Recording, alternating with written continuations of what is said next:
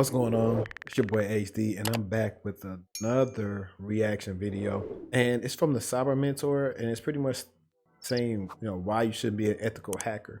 And I felt like this would be a good video to watch, react to, and also let you guys see, because I mean, he's a way bigger content creator than I am. But I do run into people that say they want to do red team, they want to hack, they want to do this and that, but they only think it's like Mr. Robot type stuff. They're sitting, behind a desk and they are, you know, just hacking away, but really not knowing all the things that are, that comes with being on the red team, right? And I know in this video, he's going to illustrate that perfectly for everyone. So without further ado, let's get into the video. Now, this field is great. It does pay well. I think my starting salary when I first got into the field was $102,000 a year. It quickly jumped up to $140,000 a year. And I know plenty of pen testers making $160,000, $200,000 a year plus in this field. And that's great. And I think a lot of people get drawn into it and attracted to it, especially on the bug bounty side of things as well, where there's a lot of money potentially to be made. However, this still has to be a field that you're interested in. It is one of those fields that if you're not constantly staying up on top of your game, you're going to get quickly left behind. That's what I've been saying on like a lot of the last couple podcast episodes, and just talking to people. I've been telling people, like, a lot of you guys want to get the money, which is great. I never tell you not to get the money, but I would like to tell you, tech things change. So stuff that was relevant last year is a little bit relevant now, but a whole new sort of threats have emerged that we have to prepare for and learn how to protect our organizations again. And that constant change is what, of course, keeps us with jobs. But everybody isn't like that. Some people just want to do their job and come home. Tech in one of those jobs, and especially if you're talking about being an ethical hacker. But keep it rolling. Which leads me into another point: is this field is not for you if you are somebody who is easily complacent. Or even better, this field is not for you if you are somebody that does not like study. Now, this field is considered a upper echelon of the IT. It's not entry level. It's one of those things that you have to work towards and become more advanced before you can get into pen testing or ethical hacking. And there's a lot to learn along the way. Now, I have seen people get complacent in the sense that they really find that they like ethical hacking, and they get there and then they get their first job and they think that they can coast. And you can't coast in cybersecurity. This is one of those fields where things are always changing and attack. Look, man, when I'm right, I'm right. He just said the same thing I said. Never watched the video. Just telling you, stuff changes too much. The coast. And you find yourself, you've been doing the same job 5, almost 10 years, and now you do want to do something different, but you don't possess the skill set to do it because you didn't try your best to keep on learning. So let's let it play.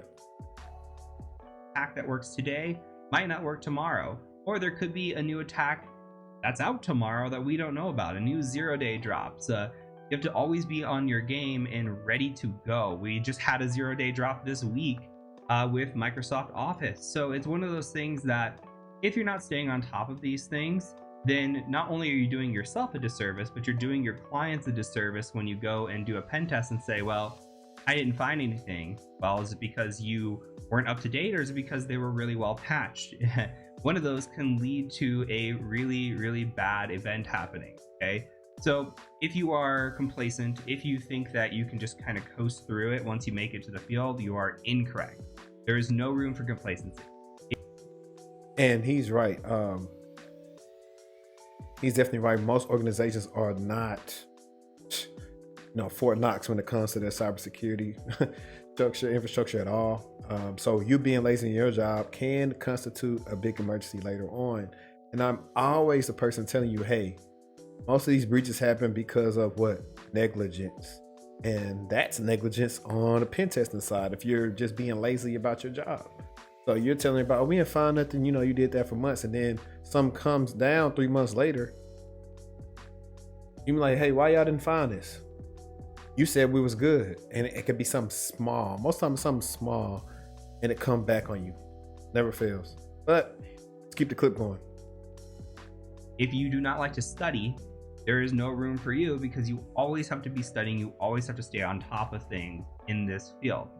Now, this isn't like working help desk where a lot of the solutions stay the same year over year. We do have some attacks that stay the same in the pen testing or ethical hacking field, but we're always seeing new things come out and new defenses that prevented the attacks that we used to do. So we always have to stay on top of things. So this kind of ties in with another point, which is that you are not passionate about the field. It's okay to like the ethical hacking mindset and to do hack the box or try hack me and have some fun, maybe even do CTFs and just enjoy it as a hobby. But when you get into the field and you're not passionate about it completely, then this field is not going to be for you. For all the reasons already listed, that you have to stay on top of things, you have to study. And this has been a contentious argument on Twitter about, do you need to be passionate about tech to be in tech, yes or no?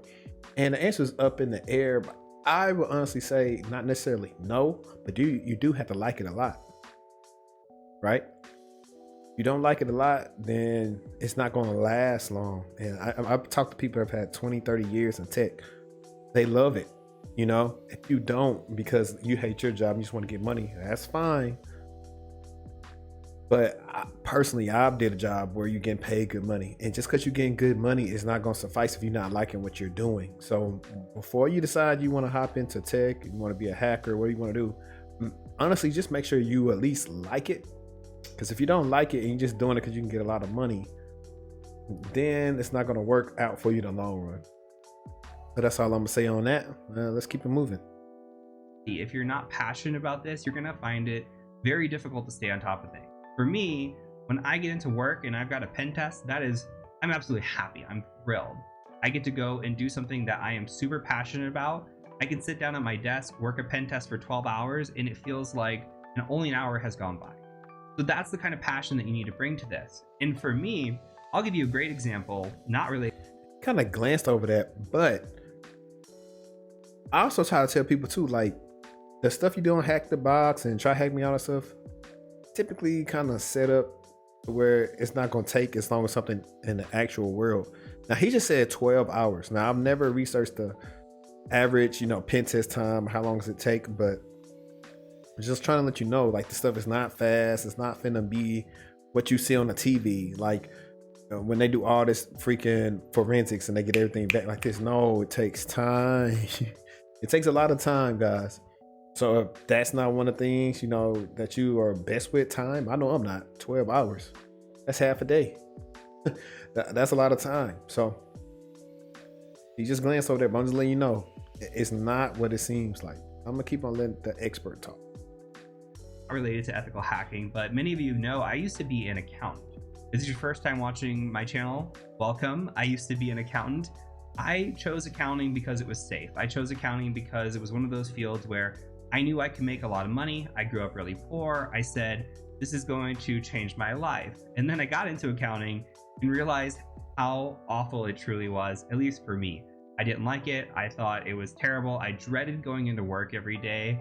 And every minute I was at work felt like an hour. And you need to make sure, because for me, I was chasing the money, went into a field, chose a degree, went 4 years to college for this, only to realize when I got there that I hated every second of it, and I didn't. He worked for the money and he found out he didn't like it. That's why also when it comes to my consultations or just coaching, I tell people, hey, if you're interested in doing whatever role, go type in YouTube a day in the life. See if what they doing actually interests you. If it does not, then it may not be something for you. You might be a good extroverted person that might do well in tech sales or other people facing roles. You may not be good at being a person that's at the computer that's not really interacting with a lot of people, but you do have to have probably like your team meetings and then do your write-ups. That might not be for you. So also pay attention to the stuff that fits your personality type, because that's going to be key. But let's keep it moving. And I didn't want to be an accountant. So make sure that you understand that you're getting into this for the right reasons. If you're choosing it for the money and not for the passion, that's the wrong reason. If you're choosing it again because you think it sounds cool, but you don't think you're going to be able to study all the time, or you don't like studying, or you're the complacent type, this might not be the field for you.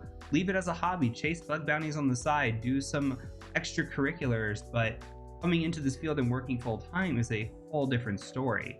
I like math, I like doing accounting, I like running books for the company that I do, but I would not want to be an accountant full time. There's a significant difference between doing it part time or partially for one organization than doing it for a bunch. And it's the same thing for pen tests. It can easily wear you out if you're not used to that lifestyle. One other thing to talk about that doesn't get talked about enough is writing reports as well. So you kind of have to be a three-headed beast. I don't know how. Hey, look, I forgot who I was talking to that was talking about they wanted to do some hacking. I think it was my consultation on Monday. He was talking about that, and I was like, gotta write the reports and all this other stuff. Like, it ain't just all wild west. He said it. I don't think I need to go anymore. He said I'm gonna let this play like a little bit more because I know this video is getting a little long, and then I'm gonna just wrap it up with the conclusion. I don't know how a good way to describe it. But you have to be somebody that can write technically and perform technically, who can write at a high level and communicate at a high level. You have to be a technical person, a person who can write, and somebody that can communicate. Is kind of the three-headed beast, and you have to be able to do that on both technical and non-technical levels, because a lot of times you're going to present your findings to people who are non-technical. Yes, you're going to give a technical report summary to the group that has hired you, but there might be a CEO who doesn't have a technical background, or somebody in the meeting that it's important that they see these results and make decisions on these results, but are not the technical people who are going to be fixing your results. And on that note, he just said something amazing, and I'm going to give you guys a gem. I always talk about soft skills, right? And one of the soft skills is know your audience. And he was talking about how you have to write in a way that your audience can understand it. Those board members and the higher up are not going to understand the language that you and your peers talk. So it needs to be as simple as possible. Like I said, ones and zeros, dollars and cents, what they understand. So you can convey the message over to them of like, if this is good or bad and why they should fix it, and what's the potential risk to the company, to the firm, and how much it will cost to even build that notoriety, that name back up. So yeah, this has been a great video. I don't want to keep this thing going on too much longer, but if you are thinking about being an ethical hacker, please check out his full video right there and research some more things about ethical hacking, because truthfully it could be a rewarding career, but it may not be for you just because you want to have fun. And that's all I'm gonna say. But hey, I appreciate everybody for rocking with me. I appreciate you guys. Help me get to 5,000 subscribers. I'm really thinking about doing another giveaway when I reach 5,000 with some free consultations and some reviews, and maybe paying for a course or a book for somebody. Who knows, man? But I appreciate everybody that rocks with me. I rock with y'all. It's your boy HD. I'm out.